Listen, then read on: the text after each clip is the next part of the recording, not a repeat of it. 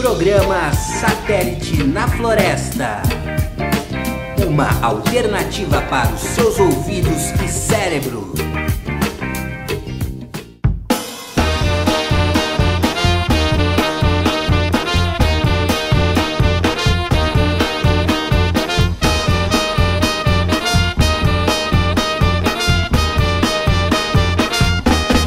Olá, caríssimos ouvintes, eu sou André Pereira e esse é o programa especial Genealogia da Música do Satélite na Floresta em órbita neste momento. E no especial Genealogia da Música, a gente hoje faz um compacto dos 6 primeiros entrevistados do quadro Genealogia da Música. Nessa edição especial de 1h30 de entrevista e música, nós temos a presença de João Augusto, do Partido dos Poetas Pobres de Marília, São Paulo, Júlio Ferraz, Recife, Pernambuco, e seu disco solo A Ilha da Inconsciência no Espelho Polifônico das Bifurcações do Tempo, José Mena, do Zé e o Tato, Pelotas, Rio Grande do Sul, Adriano Azambuja, Parnamirim, Rio Grande do Norte, Léo Milani, do Buraco no Muro, São Paulo, capital, e Lúcio Prado, Marília, São Paulo.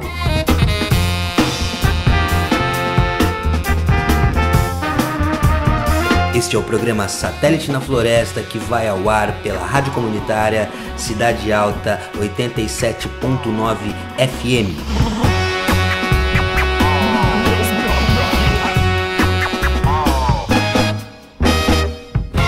Esta edição é uma edição especial para os nossos ouvintes da internet.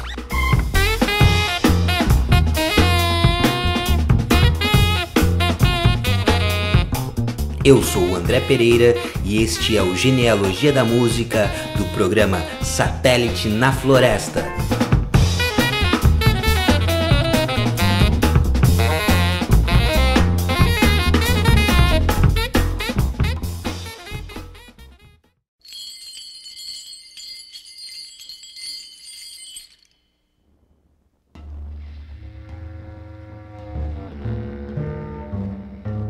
Genealogia da Música.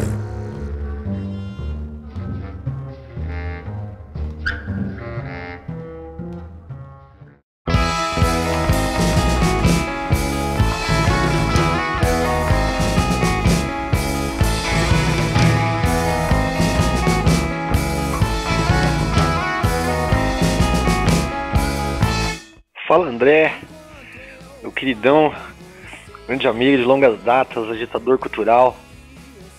Então, cara, eu sou o João Augusto Machado, eu sou vocal e letrista do Partido dos Poetas Pobres. Nós somos uma banda que inicialmente começou ali no extremo oeste paulista e depois a gente migrou para Marília, né, que já é centro-oeste do estado de São Paulo. E eu não sei, cara, falar, as pessoas perguntam. Eu acordei numa manhã com esse nome na cabeça, né? Partido dos Poetas Pobres, né?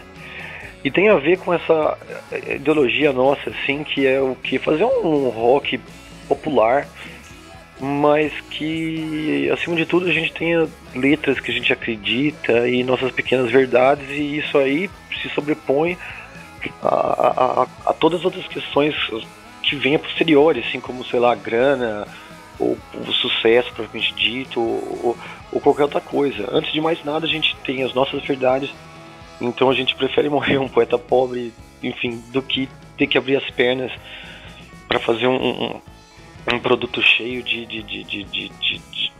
sabe, de pequenos vícios ou de pequenas fórmulas. Enquanto eu falo, você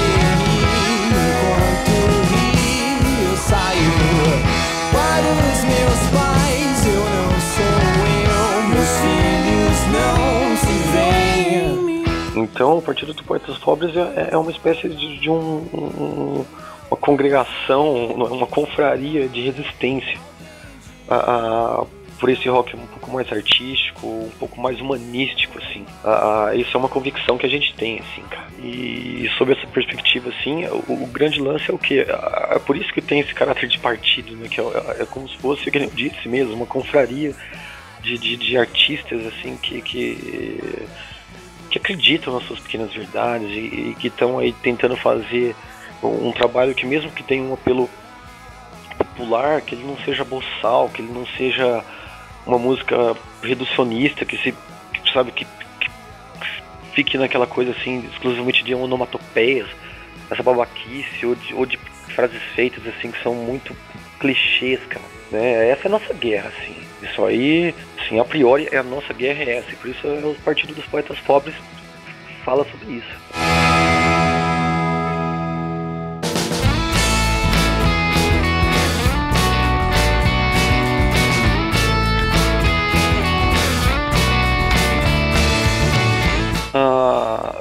As nossas principais influências são bandas como Smiths, assim, eu falando de maneira bem particular, para mim o Morrissey é um dos maiores letristas da música pop do planeta, para mim, assim, eu coloco ele na altura de caras como, sabe, Caetano, Dylan, Johnny Cash, eu coloco ele nesse patamar, assim, eu acho ele um geninho. E todos na banda gostam de Smiths, né? Eu gosto muito de The Cure. A gente curte, assim, eu particularmente fanático por Titãs, principalmente aquela primeira fase deles, Barão Vermelho, o Cazuza, né? Essas são, o Legião Urbana, são grandes influências nossas mesmo, assim. Não tenho pudor nenhum de falar, eu tenho até orgulho que essas bandas sejam referência no nosso som, assim. Mas tudo bem, já passou, eu nem te odeio tanto assim, mas acho impossível o encontro replay. É isso aí, grande brother, sabe, muita força aí nessa nossa guerra artística, nessa nossa guerra de agitação cultural e eu queria mandar um abraço aí para todos os ouvintes, toda a galera aí do Mato Grosso, a gente cresceu do lado do Mato Grosso do Sul, então, por incrível que pareça, tem muita influência na nossa maneira de falar, na nossa maneira de comer. A música mato-grossense ali foi uma coisa que a gente cresceu, aquela coisa ribeirinha, do meio do mato, assim, isso aí faz muito parte da nossa vida. A gente morava na última cidade do estado de São Paulo, ali antes de chegar no Mato Grosso do Sul, né? E é isso aí, cara, um grande abraço para todos os ouvintes, para toda a galera que tá curtindo esse trabalho aí, e muita força, e muita arte, e muito vigor aí. Grande abraço aí, André. Eu nem vi quando foi pra lhe dizer, nem sentir, mas tudo bem, já passou.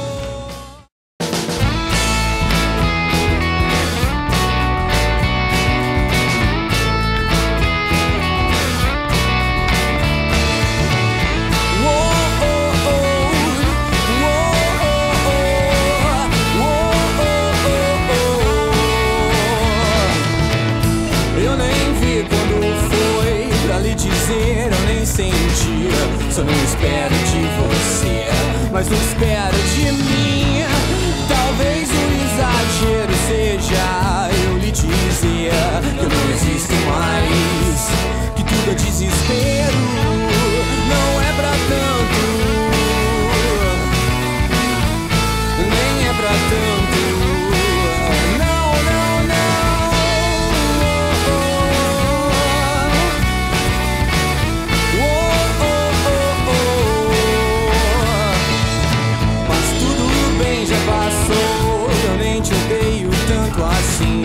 Mas acho impossível o encontro replay, pois hoje ainda tenho muito que fazer.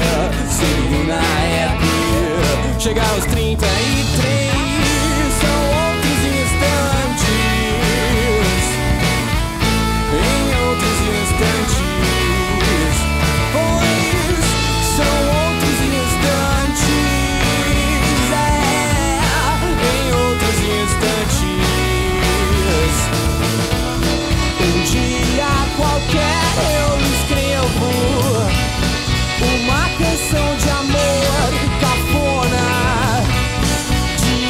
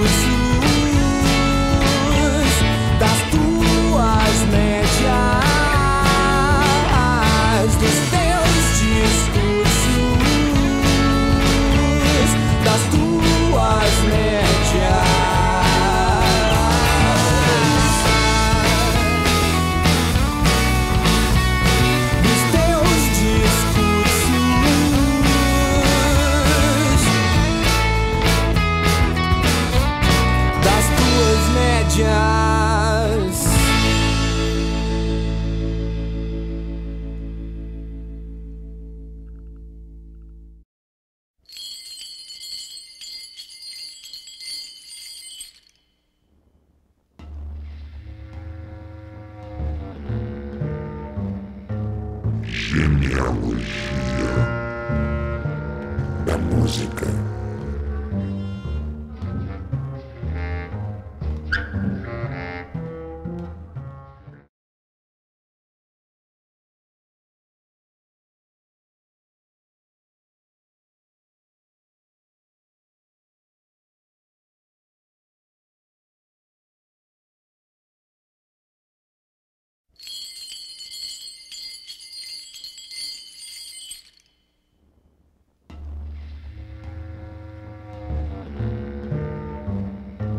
Genealogia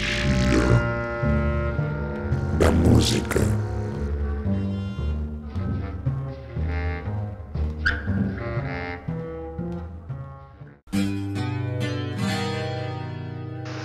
Olá André, aqui é o Júlio Ferraz falando com você. Você me perguntou sobre o conceito do álbum. O conceito do álbum se resume à liberdade. Então,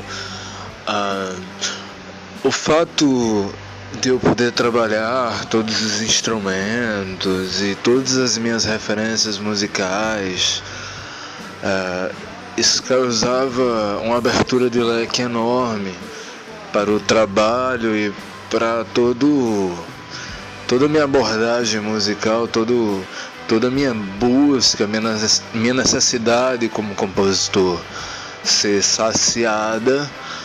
E eu tive um mergulho forte nos últimos anos que resultou num material bom que, em relação a números, eu jamais conseguiria compactar isso em 45 minutos. Então eu precisei de um pouco mais. Aí então surge a trilogia e todo aquele conceito de criar uma cidade onde eu trabalharia as relações das pessoas e suas individualidades.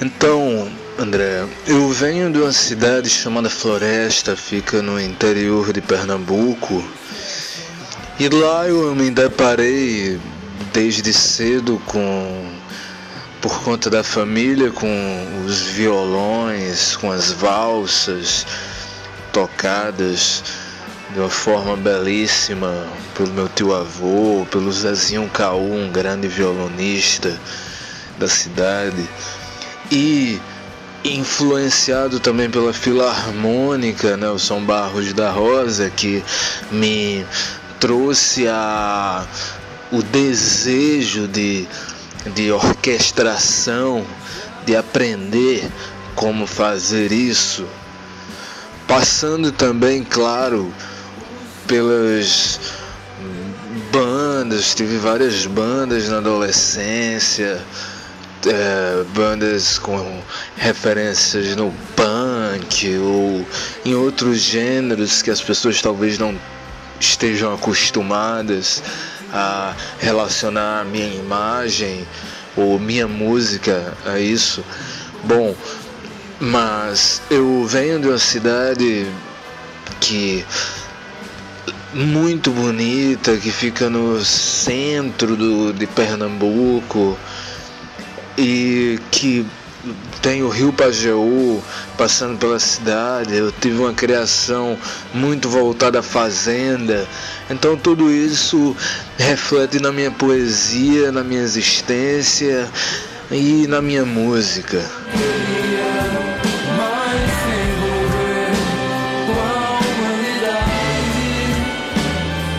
Cara, sobre minhas influências, eu vou de Zappa, como você mesmo percebeu, a Caetano Veloso, Rogério Duprá, Mutantes, muita coisa. Eu sou uma pessoa que mergulho muito na música. Eu vou de João Gilberto a Sonic Youth. Então eu trabalho muito isso de estar livre, não só para a minha composição, para a minha forma de fazer música, mas também para os meus ouvidos. Então eu sempre estou buscando muita coisa, desde a psicodelia, desde o tropicalismo. Eu sou muito fã de Rogério Duprat e outro que tem me fascinado bastante, principalmente nesse momento da minha vida, tem sido o Egberto Gismonti e como eu já citei, Caetano é uma grande referência para mim. Bom, eu sou uma pessoa muito aberta, que escuto muita música, eu sou muito fã de Bob Dylan, que é uma grande referência para mim, Beatles, Bob Dylan, Kinks, Love, o Brian Wilson, o Beach Boys. Então eu escuto muita coisa, e a turma do Woody Grude também daqui, o Flaviola, o Ave Sangria. Mas se for para fazer um resumão, acho que o meu momento mesmo está sendo muito Caetano Veloso, Frank Zappa, Rogério Duprat, Velvet Underground, Egberto Gismonti, Beatles, Bob Dylan e Tom Zé.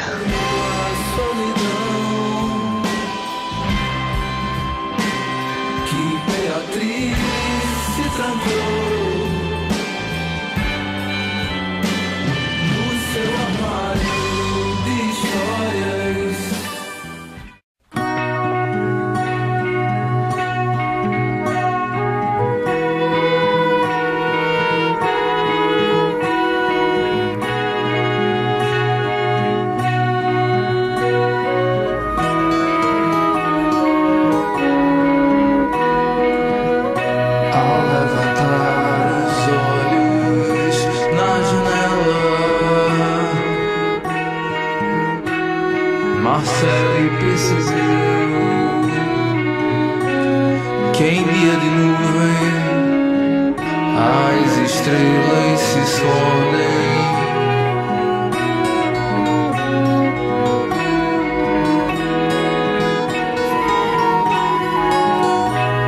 Pois a cortina não dá luz e se escondeu,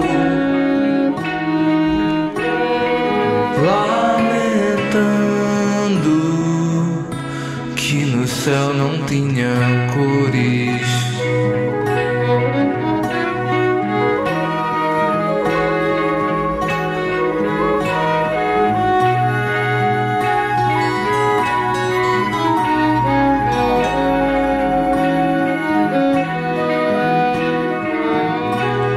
Quando o dia amanheceu calada, Marcele resolveu pintar um sonho e rabiscou tudo que pensava.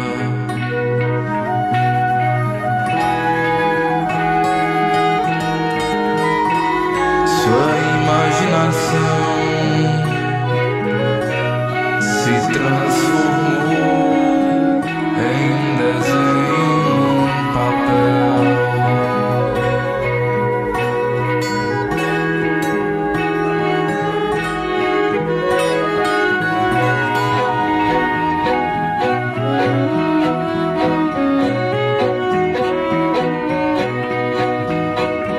No canto da sala, paredes com sons de fritar,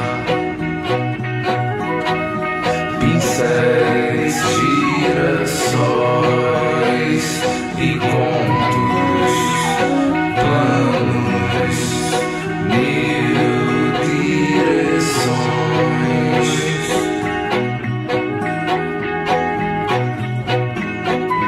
No canto da sala, paredes com sons de fritar,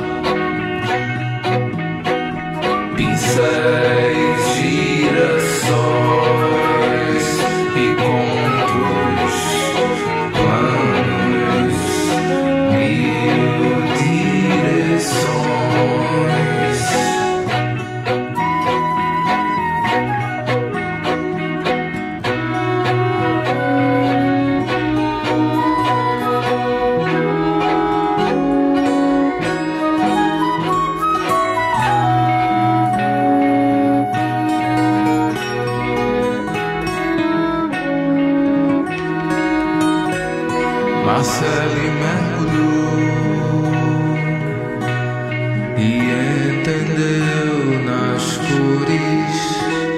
o seu amor e procurou alguém para guardar.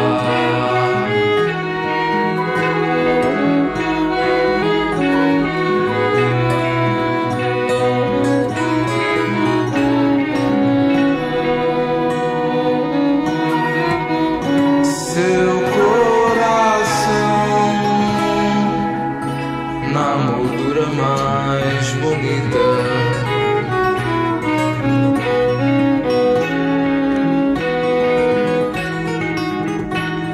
e pendurou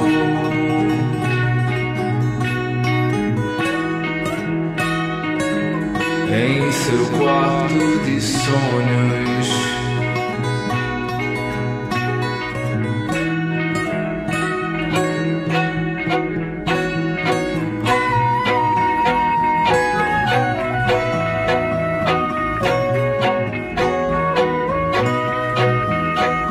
No canto da sala, paredes com sons de fritar,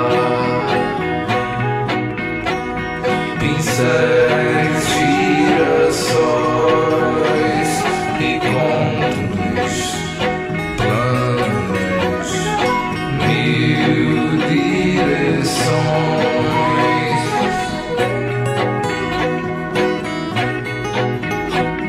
No canto da sala, paredes com sons de fritar, pincéis, girassóis e contos, planos, mil direções.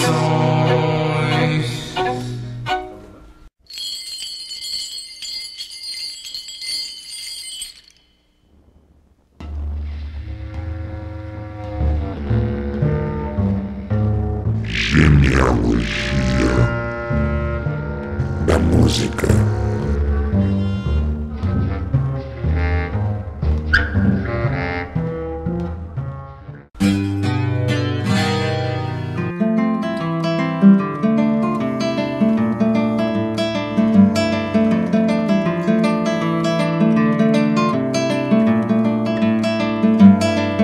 Eu destinei um passeio domingo muito cedinho, peguei meu violão e fui pro mato sozinho.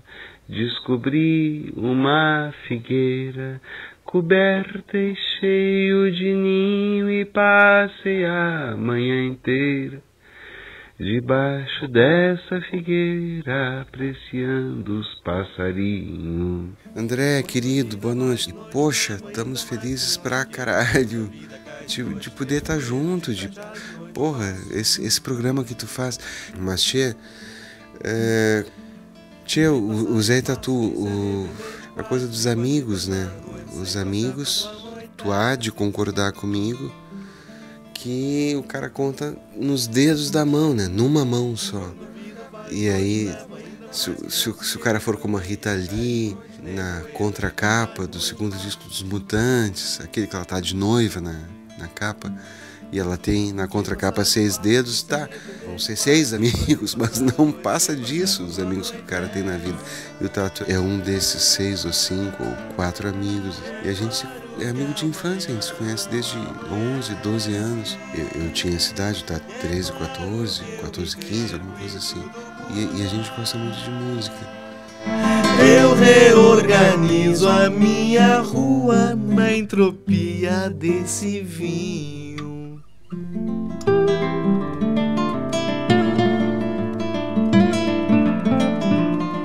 Aí eu vou falar um pouco por nós, um pouco e mais por mim, assim. Mas eu acho que o Tato concordaria com isso, assim. Tchê, vamos falar de Walter Franco. Walter Franco. Quando a gente falar de Walter Franco, vamos pensar no primeiro disco do Walter Franco, aquele da Mosca. Vamos pensar no Revolver, que não é Revólver, é Revolver, que é o segundo dele. Vamos pensar no Respire Fundo. Vamos pensar... não tem nada a ver, né? Mas Mas vamos pensar em pessoas que seria tão bom se mais gente escutasse. Vamos pensar no Elomar, cara, no Elomar Figueira de Melo, toda a obra dele. Mas tem um disco do Elomar, cara, eu não sei se tu já escutou, chama-se Fantasia Leiga para um Rio Seco. Acho que é o quarto ou quinto da discografia dele, 1980, eu acho. E que é um disco com orquestra, cara. E talvez seja onde o Elomar tenha colocado o seu punho compositor, que pensa em linhas para vários instrumentos com mais propriedade, porque muito da obra do Elomar é ele com o seu violão, e é um violão maravilhoso, né? Mas nesse disco é tipo, o violão tem a função de um instrumento concertista, só que é uma obra sinfônica, assim. A Fantasia Leiga para um Rio Seco.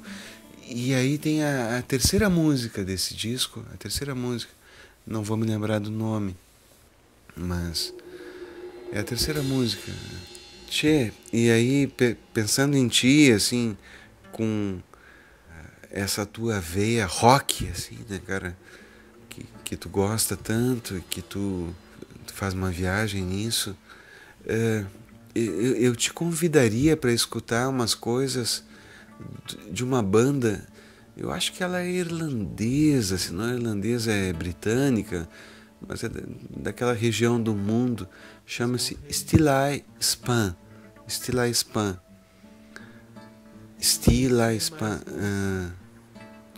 Tudo é muito bom deles. Que suas 9 irmãs mais moças vocifera. Quero ir à minha terra, quero matar a saudade, quero ver o que eu não vejo aqui dentro da cidade. Quero demorar bastante, ficar lá um mês inteiro. Quero fazer toda a lida que eu fazia de primeiro.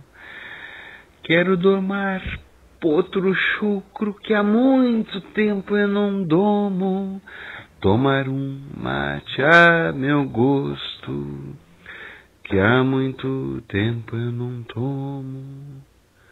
Tomar um mate a meu gosto. Com as galinhas. Tem galinha. Vamos falar de Secos e Molhados, pensando no segundo disco dos Secos.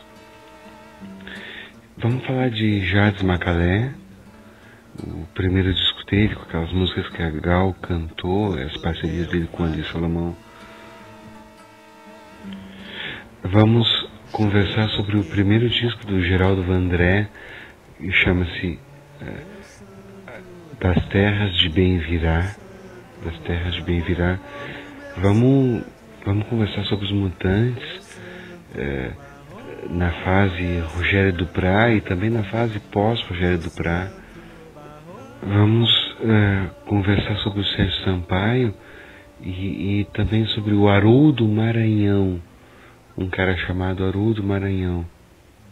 E daqui do Sul, não é do nosso país, mas é daqui do Sul e é do nosso país, um cara chamado Atahualpa Yupanqui. Ele tem toda uma obra por ser redescoberta. Atahualpa Yupanqui, ele, talvez uma porta de entrada seja o Pajador Perseguido de Atahualpa Yupanqui.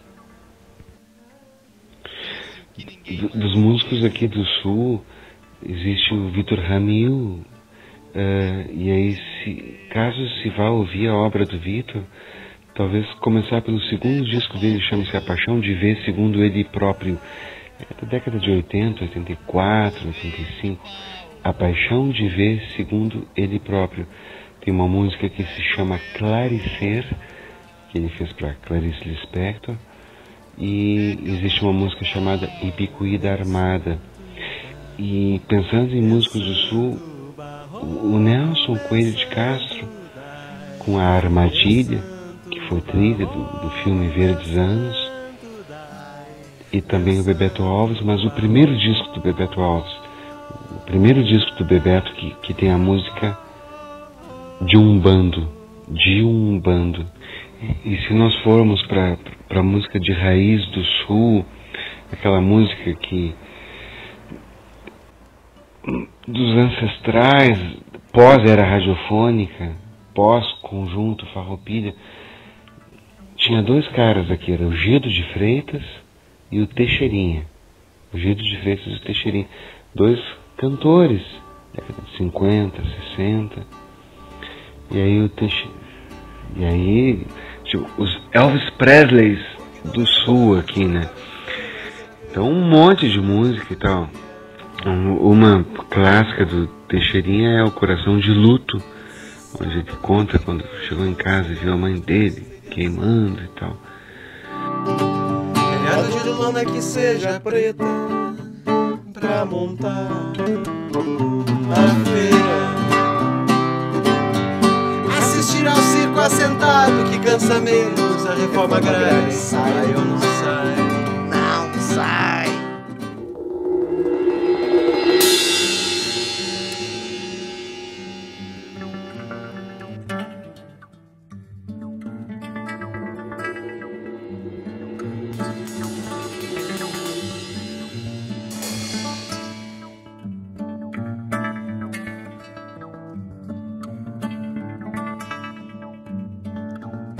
Sorte boa de Isolda, quis morrer e ser mais moça que suas 9 irmãs mais moças. Vocifera com as galinhas, tem galinha entre os dentes, é tão pálida que assusta, feita de matéria bruta, corpulenta e aerofágica, jogando biboquê. Ah, meu santo dai, meu santo barroco, meu santo dai, meu santo barroco, meu santo dai, meu santo barroco.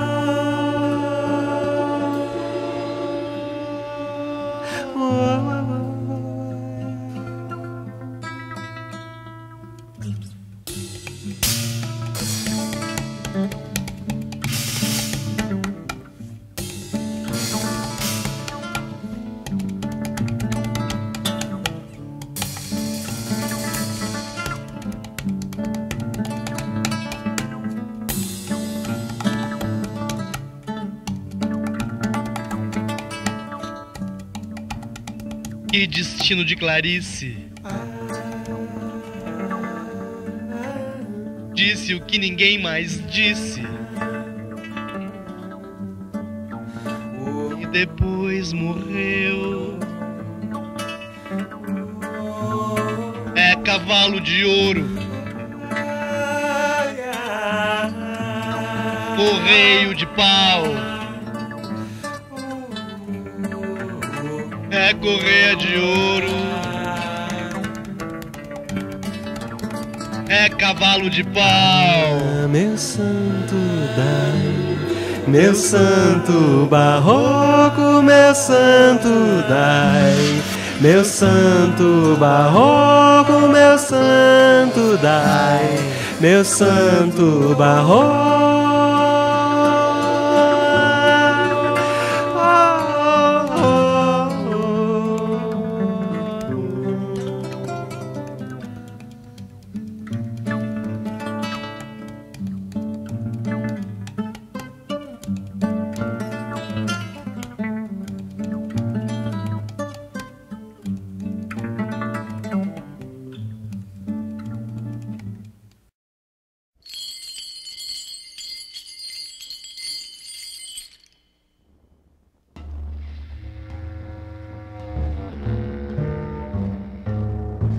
Genealogia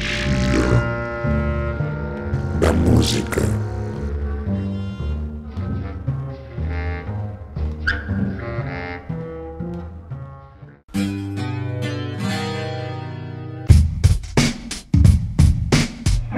Bom dia, André. Aqui quem fala é Adriana Zambuja. Bom dia aos ouvintes da rádio Cidade Alta FM. Tô aqui para falar um pouco do minha carreira, dos meus discos. Vou listar, são 7 discos. O primeiro se chama Vagalume, o som das coisas que estão sem nome, é de 2005. Foi gravado aqui pelo selo Solares Discos aqui de Natal. O segundo é o Acusma, de 2007. Gravado com o apoio da banda Os Criticados, então é Adriano Zambuja Os Criticados. O terceiro, Nobody Man, de 2010, gravado no estúdio do meu cunhado em Visconde de Mauá, no Rio. O quarto, Minha Árvore é uma Nave, de 2011, gravado aqui em casa. 5, Imperfeições, que é um disco instrumental bem experimental, 2012, o nome já diz, Imperfeições. Foi gravado aqui em casa também. E tem o Guitarreiro, que eu considero disco, mas ele é bem experimental. São criações em cima de backing tracks. Eu pego backing tracks na internet e crio livremente em cima, entendeu? Não toco improvisando em cima. É 2013. E o último chama Viajante do Tempo, que são temas instrumentais, também gravados aqui em casa, de 2014.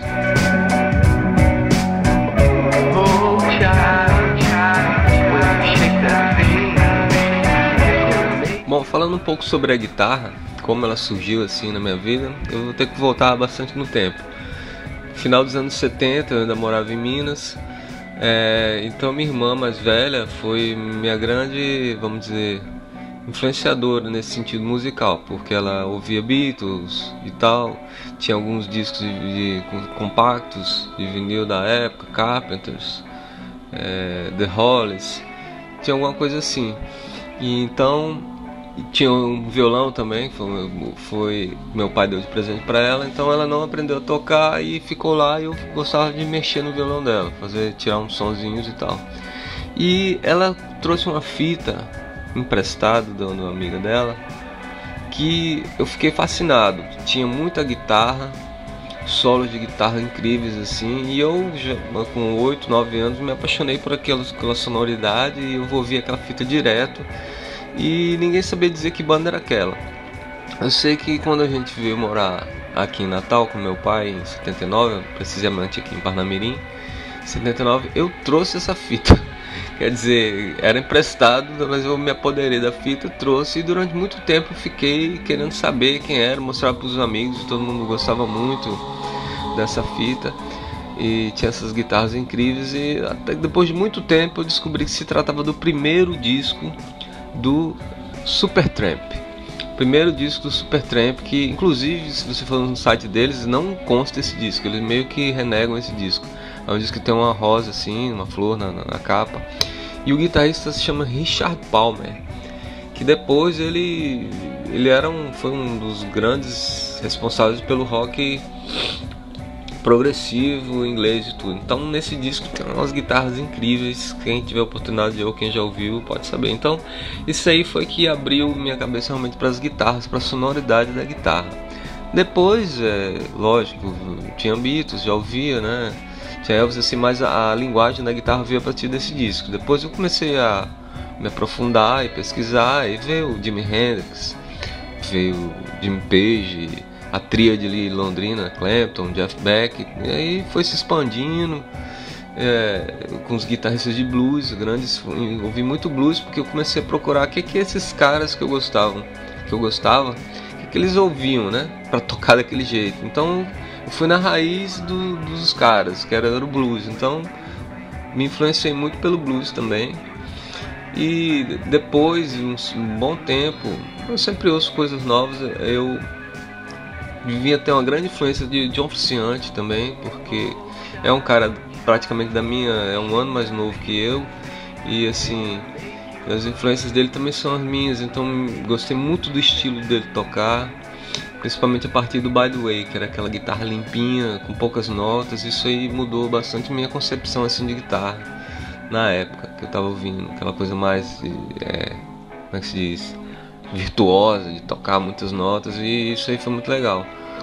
E depois eu tive um encontro com o Frank Zappa, que também foi uma outra revolução na minha maneira de ver a guitarra, a liberdade muito grande que ele tinha em obra super extensa, muito rica, não só de guitarra, mas musicalidade em geral.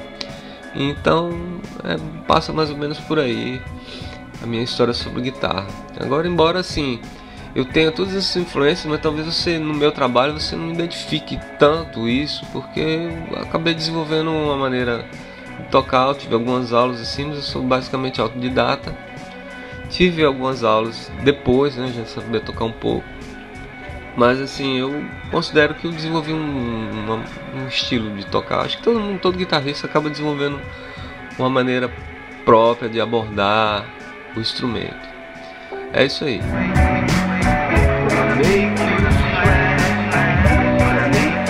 Bom, sobre o Adriano não tenho muito o que falar não. Sou uma pessoa comum, um cara normal.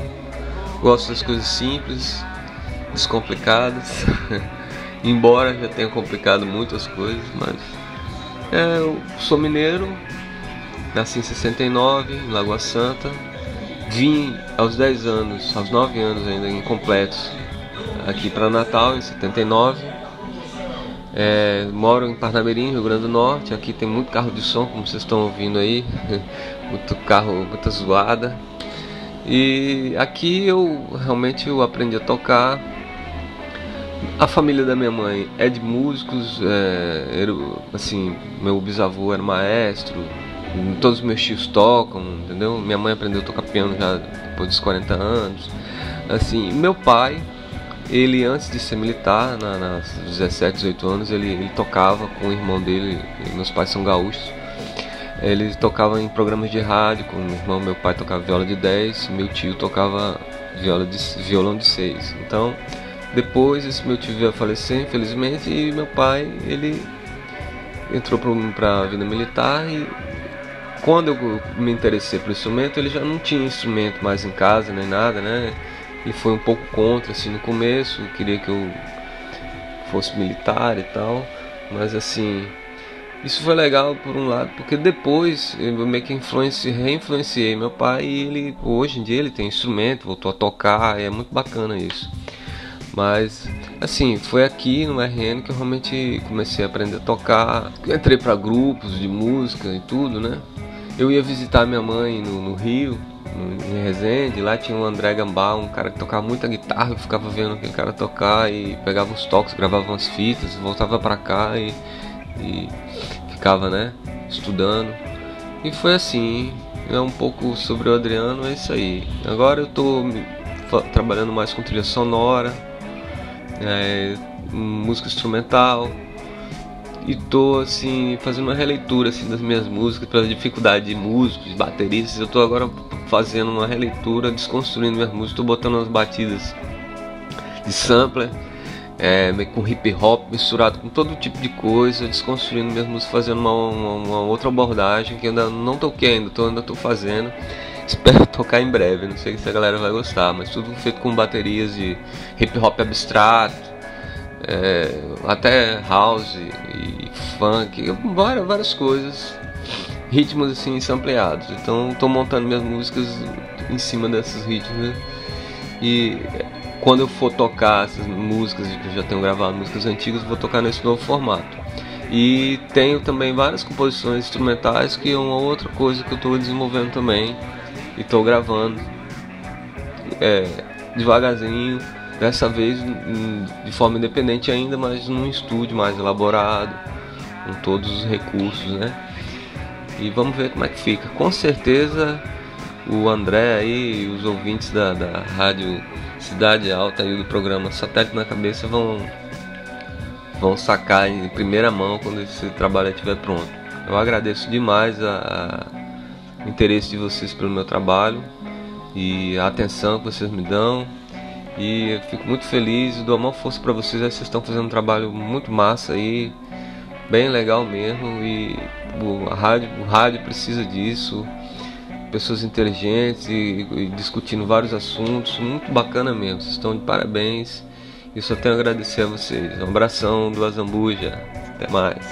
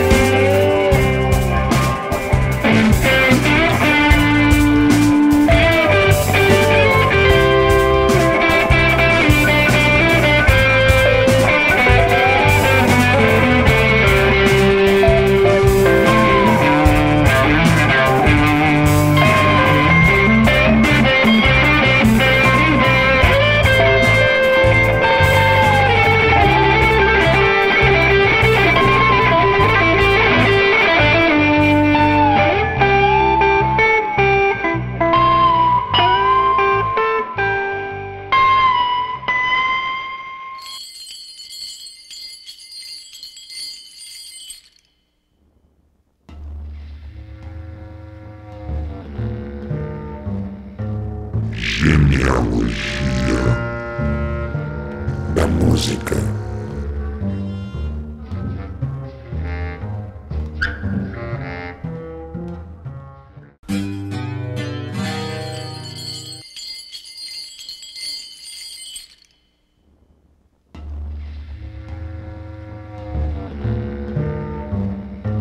Genealogia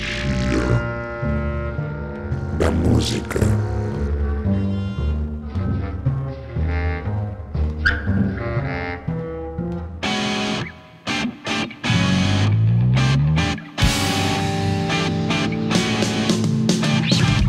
Grande André Psiconáutico, cara, muito legal esse projeto.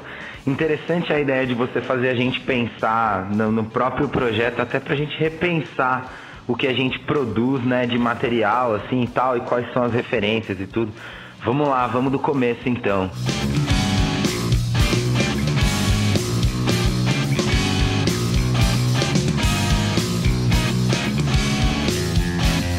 Primeira coisa que você falou, André, que eu achei muito interessante, cara, é o caso da burrice, né? Você falou, a gente vive num país burro. Essa palavra é meio incômoda, assim, a gente não gosta muito de ouvir, mas você sabe que até o Kant falava de burrice, e ele falava que a diferença da burrice pra loucura ou pra outras, né, para outras doenças, ele chama a burrice de uma doença, é que a burrice é a falta de entendimento, é a falta de diálogo. E certamente esse é um dos principais aspectos, eu acho, hoje, da cultura de massas no Brasil, é a falta de diálogo. A cultura de massas não dialoga com nada, né? Ela é uma música absolutamente industrial, pré-fabricada, já tem um molde, um formato, né? Eu sou professor de sociologia, eu mesmo ensino esse molde, esse formato para os meus alunos, eu disseco as músicas, né? E a gente pensa nisso, pensa o diretor musical que existia antes dos anos 80 no Brasil. E hoje o produtor é o cara que vai falar, cara, essa sua introdução tá muito grande, eu quero uma introdução com 3 segundos. Porque o cara que vai ouvir seu som vai ouvir no celular e ele não tá nem aí pra ouvir a música, ele quer ouvir a letra logo.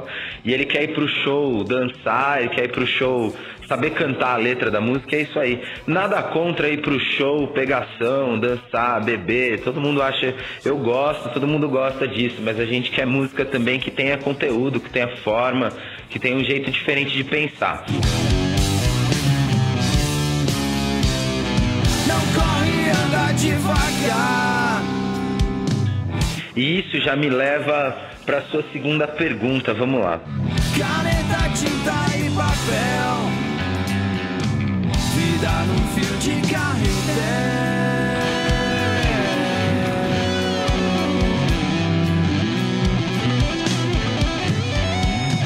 Bom, em relação ao projeto, ao Buraco no Muro, se trata do seguinte, eu tinha um amigo que eu não gosto muito de revelar o porquê do nome, mas eu vou revelar que eu acho que o objetivo é nobre. Tinha um amigo que eu brincava muito com ele dessa coisa da loucura, né? E eu li um texto do Deleuze que dizia que a loucura se tratava do seguinte: você tinha que olhar um pouco no buraco do muro, transgredir um pouco a realidade, transgredir o ego, isso é importante. Mas sem deixar o muro cair, essa é a questão, porque quando o muro cai é que você se mistura com a realidade, aí é a loucura completa, né? A loucura que você não consegue mais se separar do mundo, né? A alienação faz um pouco parte da nossa existência. E eu fiz essa música pra ele, cara. Eu falava, vamos olhar no buraco do muro um pouco, Bruno, vamos lá, é legal, tem que dar uma olhada.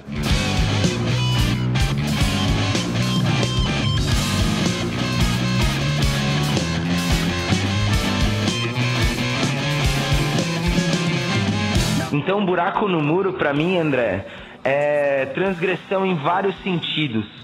Primeiro, quando a gente fala nas letras e nas ideias filosóficas da banda, a ideia é transgredir a moralidade, a ideia é transgredir padrão, é desterritorializar. A gente vive numa sociedade também muito cheia de padrão, muito territorializada. É o macho, é a família celular, é o homem como fonte de todo o poder.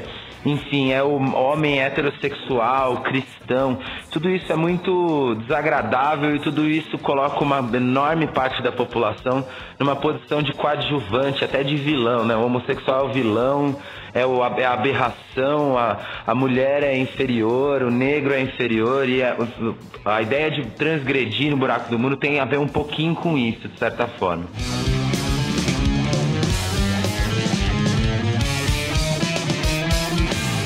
Por outro lado, transgredir para o buraco no muro tem a ver com desconstrução mesmo, né? Buraco no muro é um pedaço desse muro que saiu, que caiu. E a ideia é transgredir em relação à música, transgredir na forma e no conteúdo. A minha primeira letra do Buraco no Muro, do projeto todo, é uma letra de Milady, é uma música que fala sobre uma mendiga. Seus cabelos são louros, dourados, sorriso dourado e o dente amarelo. E eu vi a vida daquela mendiga, uma mendiga de Marília, eu vi a vida daquela mendiga como muito transgressora. Ela estava sempre andando, ela tinha uma aparência transgressora, ela estava em vários lugares quase que ao mesmo tempo, ela era quase que onipresente, assim, em Marília. E tem a ver com isso, tem a ver com desconstruir as letras, né? Eu não quero falar só de beleza, eu não quero falar só de amor, né? Nem só de amor e de beleza vive o ser humano. A gente vive de vários sentimentos.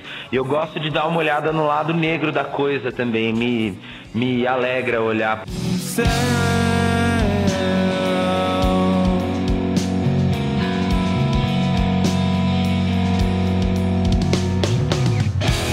A forma como eu já tinha adiantado, a gente está acostumado com uma música de 3 minutos e meio, com uma introdução que, se passar de 4 segundos, o produtor vai lá e corta, com letras fáceis de aprender, e eu queria desconstruir tudo isso. As minhas músicas às vezes não tem refrão, às vezes são textos grandes, né? As minhas músicas às vezes são faladas, às vezes elas não têm melodia, às vezes tem melodia, às vezes a música começa de um jeito, vai para outro lugar totalmente diferente e acaba de outro jeito ainda diferente. A ideia é transgredir a forma mesmo. Eu não quero a gente gosta muito de mexer com ritmo, então a gente quebra o 4x4, a gente faz 7x8, 11x8, faz 13x8, porque a ideia é fazer uma música que busque, através da forma, também ter um discurso, né? Não é só o discurso da letra, da poesia, mas é o discurso da música também, que a gente acha que fica um pouco pra trás na rádio, né? Ninguém ouve a música.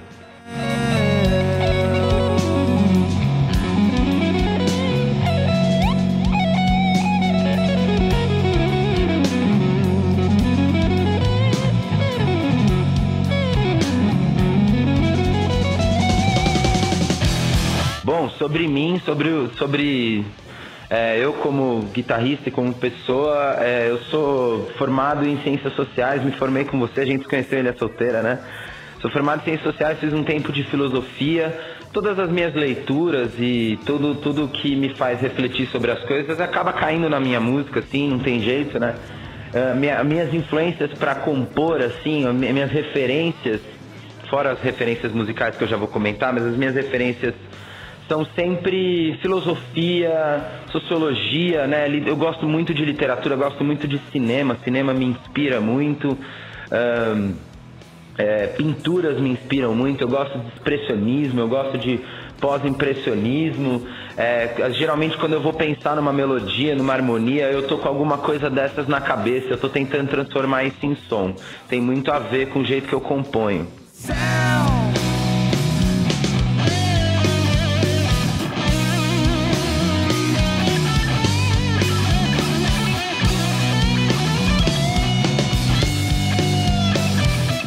Falar sobre influência é sempre muito difícil. Uma delas é a banda Primus, é uma banda americana de funk rock, que lá nos anos 90 fazia um som harmonicamente muito interessante, atonal, né, e com bastante barulho e com muito swing, assim. Pra mim aquilo é muito interessante, aquilo me influenciou muito a escrever. Eu gosto muito do projeto.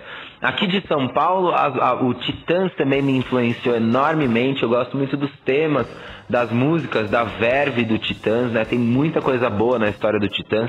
Tem um álbum especialmente que me influencia muito, que é o Tudo ao Mesmo Tempo Agora, que é um disco maluquíssimo, assim. Mutantes, eu acho que Mutantes é até uma redundância de citar, né? Porque todo mundo foi influenciado pelo Mutantes. Todo mundo faz rock brasileiro, de certa forma, né? Adoro aquele projeto estético do Mutantes, com o Rogério Duprat e tal. Isso mexe muito no meu som. Eu sou guitarrista desde os 13 anos, eu tenho... Eu cresci tendo referências, primeiro do grunge, né? A primeira coisa que eu ouvi na rádio, na MTV, na época que a gente era mais novo, era aquele grunge que era uma música pop, não deixava de ser uma música pop, mas era uma música bem construída, era uma música que era uma música impura, né? Era uma música mais suja, era uma música que falava muito de sujeira, de feiura, e isso sempre me inspirou muito, assim, isso sempre foi muito inspirador pra mim. Fora isso, eu ouvi desde cedo muito música brasileira também, eu sempre gostei bastante do Chico Buarque, principalmente as coisas mais étnicas dele, assim, do Chico, do Milton Nascimento, da Elis Regina, essa galera que me inspirava a compor também, me fazia ouvir muita música.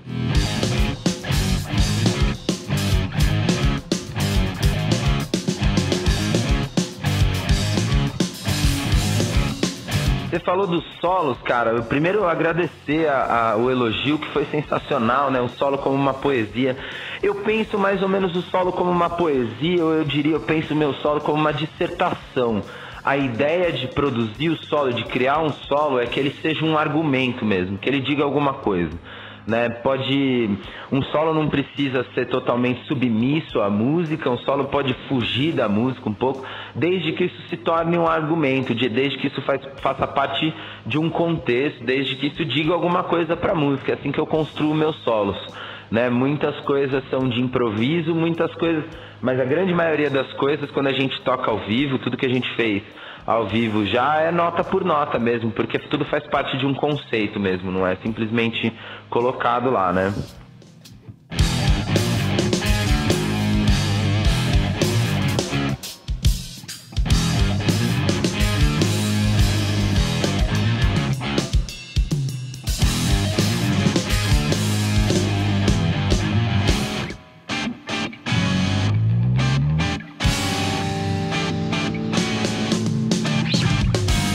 Agora vamos mostrar o leite, como diria a nossa professora Célia Tolentino, vamos parar de esconder o leite, vamos dizer de onde a gente tirou as coisas, né? Bom, como eu disse, filosofia, pintura, sociologia, tudo isso me influencia bastante, mas as minhas influências de fato musicais são, cara, quase que em primeiro lugar eu colocaria a banda King Crimson, que é uma banda que mudou minha vida, mudou meu jeito de pensar música mesmo, mudou tudo. Eu gosto muito de rock progressivo e de grunge, como eu tinha dito, né? São duas referências bem presentes na música. E eu gosto muito de música brasileira. Uma das coisas que eu gosto da música brasileira é principalmente quando elas usam as batidas que não são tão tradicionais. Eu gosto muito do Chico Science, eu gosto muito do Chico Buarque, eu já tinha dito. Gosto muito da galera de Pernambuco, essa galera é muito boa. Tem várias referências do Brasil que me agradam demais, assim. Fora isso, sendo bastante influenciado nesse momento principalmente, pela vanguarda paulista, pelo Arrigo Barnabé, pelo Itamar Assunção, pelo Grupo Rumo. Esses caras estão me dando uma visão ótima e boa, diferente, nova de música. Eu gosto dos clássicos do rock progressivo, eu gosto do Zappa, que é essencial, né, que transgride também a todo momento, e transgride inclusive o gênero, não dá nem pra dizer muito bem qual que é o gênero do Zappa. Eu gosto de música étnica, eu escuto muito música indígena, eu gosto muito de música africana, de música asiática, eu gosto muito de Pink Floyd, de Yes, de Genesis, um pouco de Dream Theater até também. E é isso aí, cara, espero que isso ajude as pessoas a entender melhor o som. Escorre Bica, Almeida, Santos, Gomes, Silva, nome, número e função na fábrica de explicação.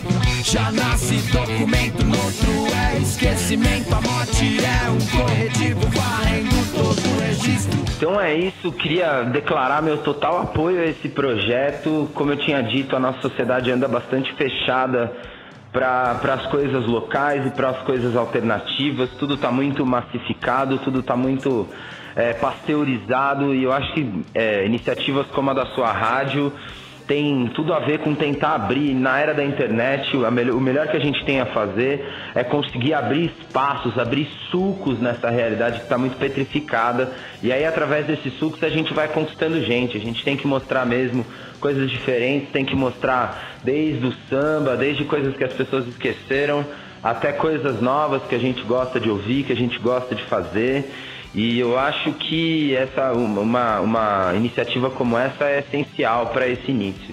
Então deixo aqui meu apoio total e meu agradecimento. Eu tenho um grande respeito por você como artista, gosto muito da sua produção artística e agradeço esse espaço que você cedeu pra gente, esse espaço que você usa para divulgar bandas independentes e tal, com projetos como o nosso, que são projetos um pouco diferentes do que está disponível.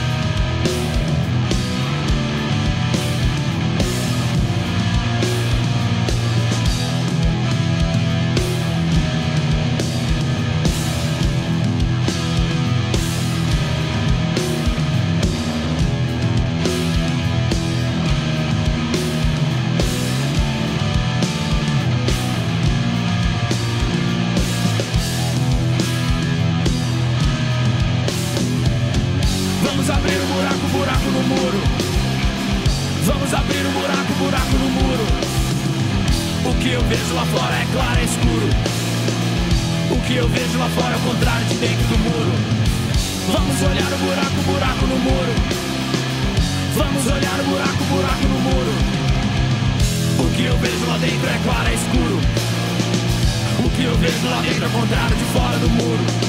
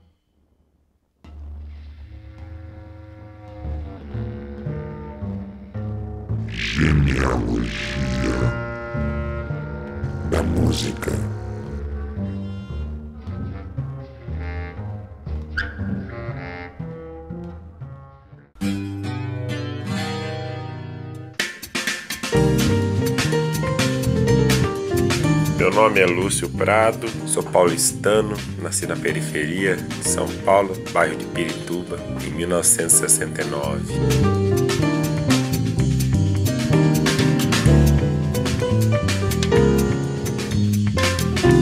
Costumo dizer que sou filósofo por profissão e músico por necessidade biológica, por necessidade vital.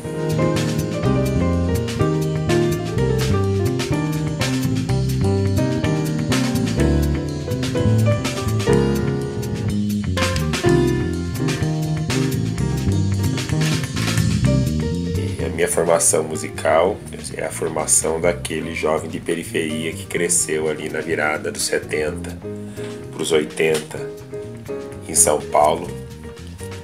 E em casa, quer dizer, basicamente eu tive três vertentes da minha formação, né? Aquilo que eu escutava em casa, que em casa sempre teve coisa boa, né? Desde o pessoal da velha guarda, né? Desde sempre eu escutei Silvio Caldas, eu escutei Elisete Cardoso, eu escutei Nelson Gonçalves, eu tive acesso a compositores como Lupicínio Rodrigues, Erivelto Martins. Isso foi moeda corrente em casa, por conta do meu pai.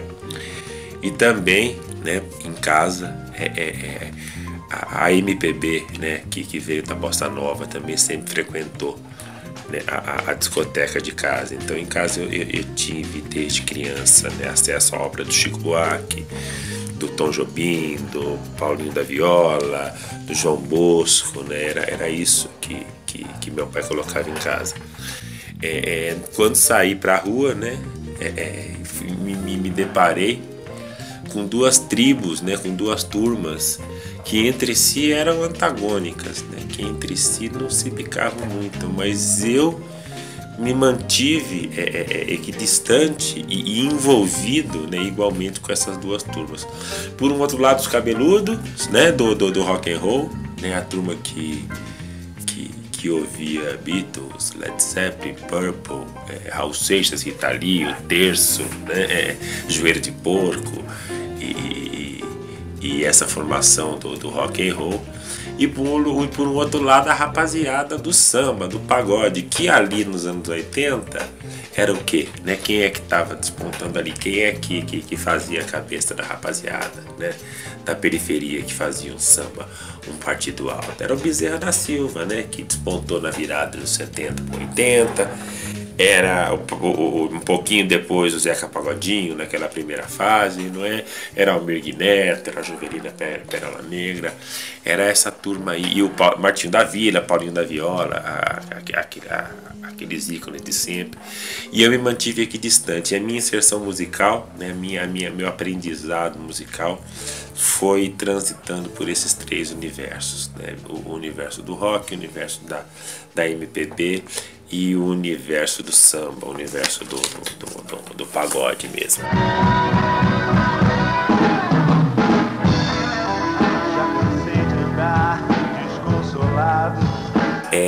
Fiz alguns trabalhos dos anos 80, tenho algumas gravações, né?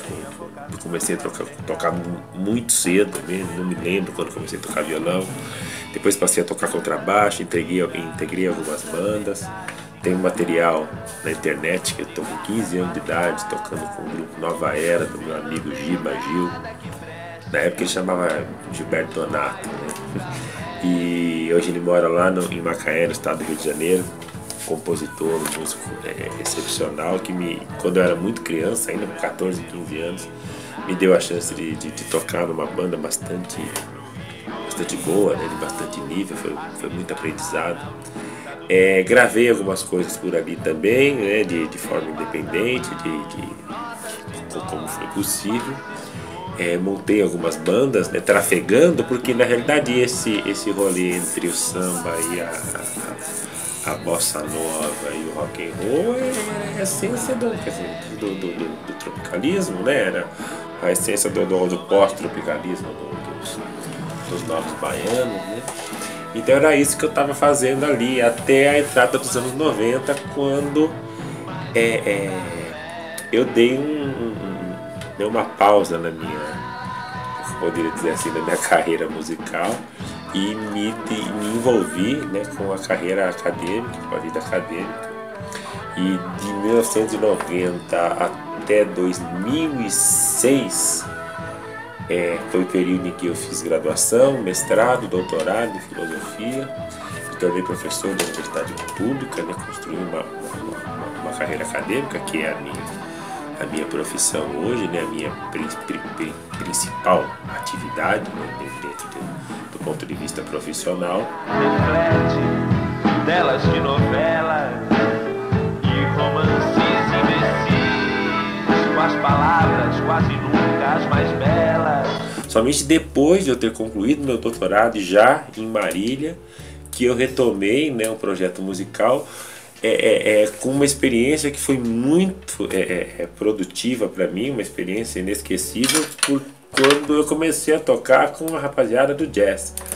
Montamos aqui em Marília um trio de jazz chamado Panela de Expressão, do qual meu colega, isso foi em 2007, início de 2007, meu colega de profissão, de professor filósofo e pianista Márcio Benchimol, né, eu tocando contrabaixo acústico, Rabecão, e João Eduardo, que era um aluno nosso também da filosofia, na bateria. A gente fez um trio, alcançamos chegamos a tocar na Virada Cultural, gravamos um CD independente ao vivo, excursionamos, né, vencemos o mapa cultural paulista, excursionamos por São Paulo até 2010, mais ou menos, né, foi uma experiência muito importante. Até 2010 a banda se manteve. O João se formou, teve que ir embora da cidade, a banda acabou se desfazendo.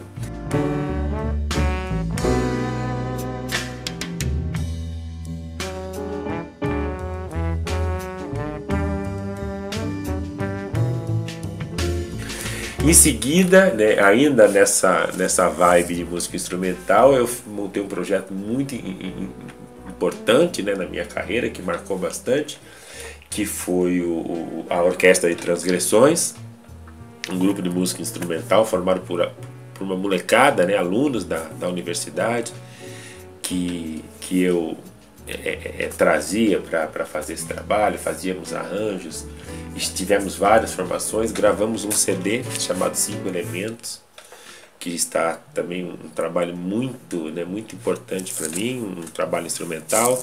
Tivemos gravamos músicas de colegas, né, de amigos que batalham na música independente, né, o Luca Bernard, Augusto Teixeira, o Hip, o Bob, que tocavam na banda, algumas músicas, 3 músicas de minha autoria no CD. Hermeto Pascoal cedeu os direitos para a gente gravar, gravamos Forró Brasil de Hermeto Pascoal.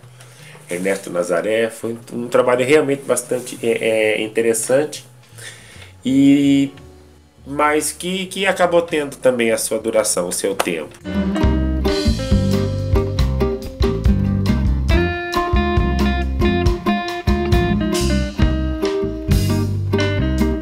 E a partir daí, quer dizer, com o final da Alt, enfim, né, já chegando próximo aos 50 anos de idade, eu realizei um sonho de juventude, né? E tive a oportunidade de gravar um CD solo, autoral, com as minhas canções, e um CD absolutamente autoral, no qual eu toco todos os instrumentos, né? Fiz a produção, compus as canções, com exceção de uma letra, né, da música Pássaro Dodô, que é de Renato Funeiro, um parceiro. O resto, todas as letras, todas as músicas foram minhas, os arranjos, toquei todos os instrumentos, fiz um trabalho parecido que foi uma obra que me marcou muito quando eu ouvi lá nos anos 80, o disco do Arnaldo, Singing Alone, e no qual ele toca, né, ele faz esse trabalho, ele toca todos os instrumentos, faz os arranjos, desde da percussão, contrabaixo, teclados.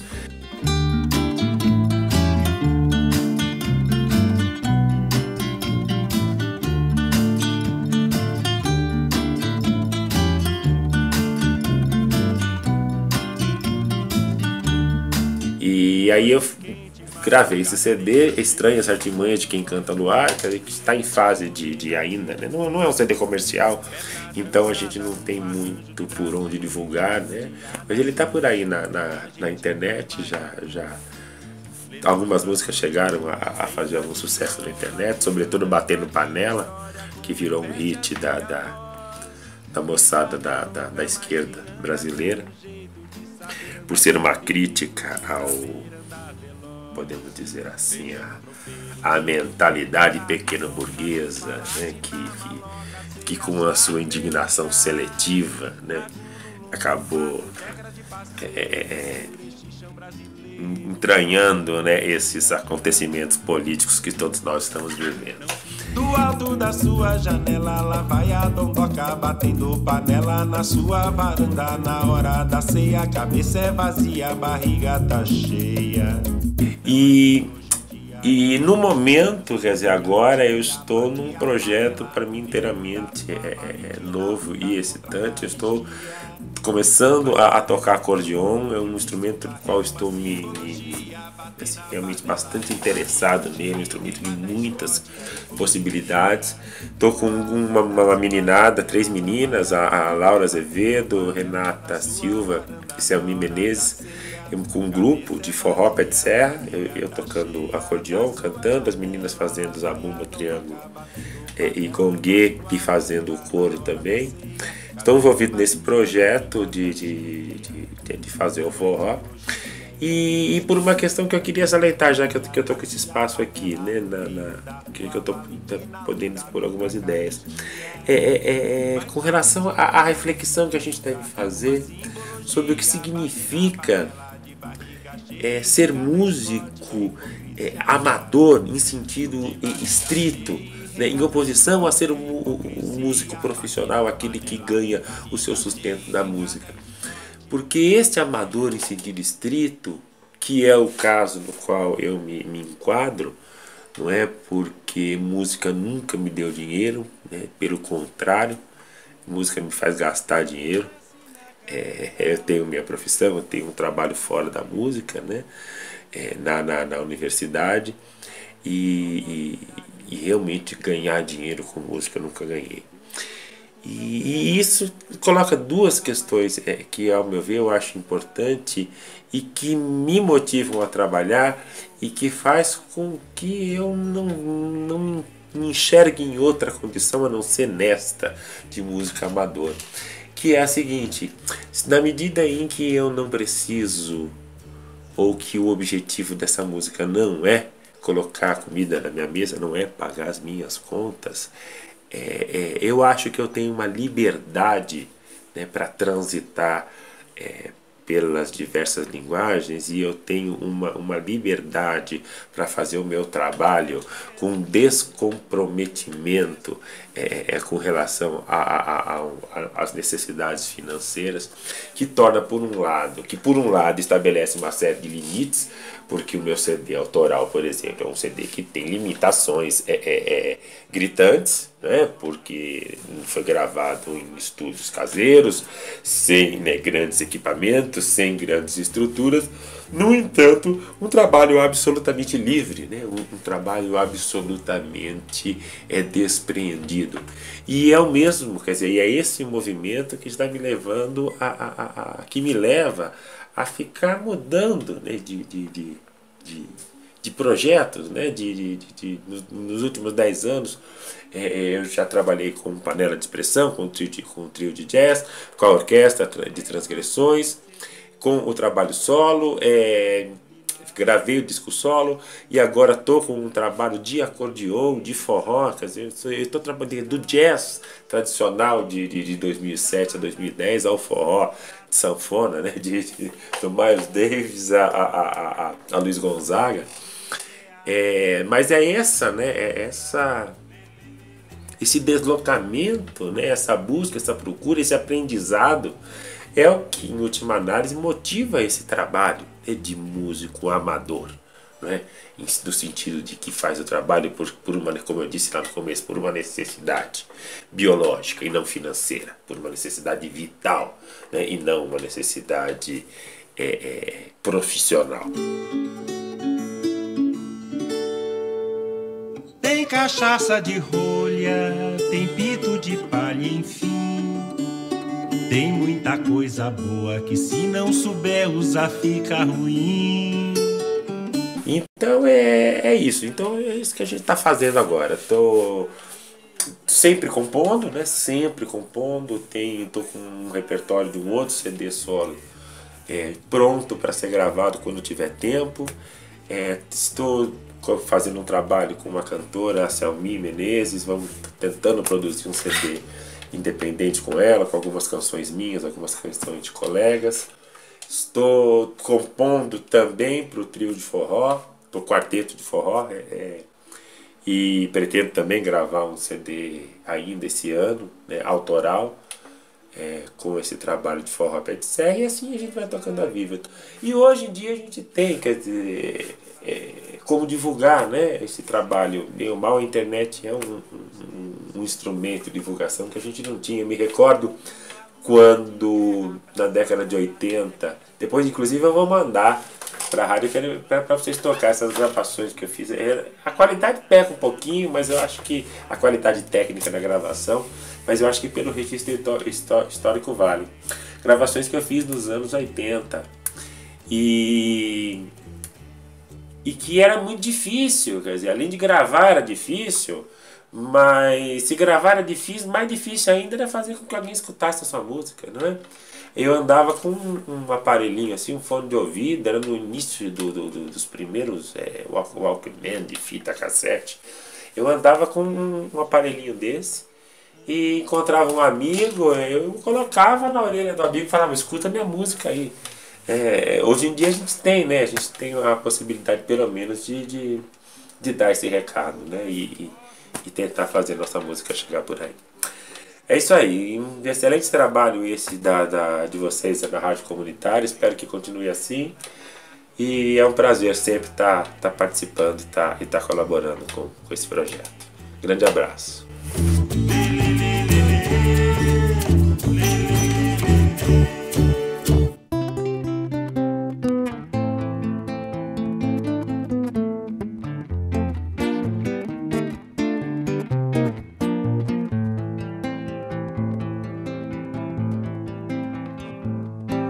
Músicas são pra voar, músicas são pra sentir como faz o colibri, beijo doce da flor.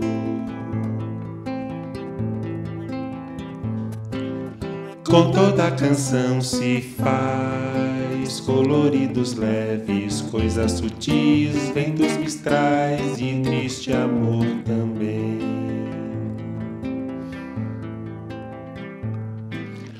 A memória gira num caleidoscópio, são nossas histórias postas de modo confuso, mas não menos claro. É a lógica da nossa mágica, é a nossa imagem em versos de tons. É o olho que vê o infinito, o sussurro é o grito, o calo metal. É o coro que uiva nos becos, que ora nos templos, que pede perdão. É a mão calejada da lida na corda que vibra a voz do irmão. Cedo ou tarde se olha pra trás, se pensa pra frente, se quer refletir. É a busca da felicidade que mora, não se sabe onde.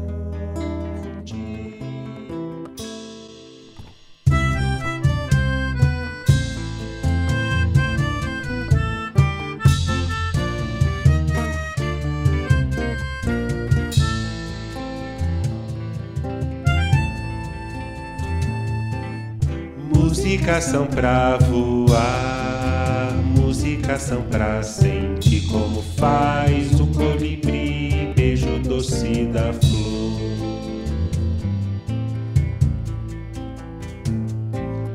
Com toda a canção se faz coloridos leves, coisas sutis, ventos mistrais e triste amor também.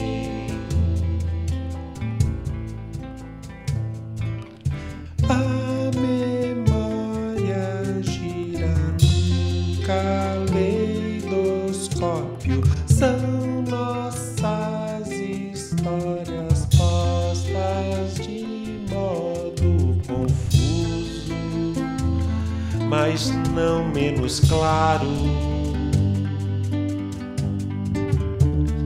É a lógica da nossa mágica, é a nossa imagem em versos e tons. É o olho que vê o infinito, apito, o sussurro é o grito, o calo metal. É o coro que uiva nos becos, que ora nos tempos, que pede perdão. É a mão calejada da lida na corda que vibra, é a voz do irmão. Cedo ou tarde se olha pra trás, se pensa pra frente, se quer refletir. É a busca da felicidade que mora, não se sabe.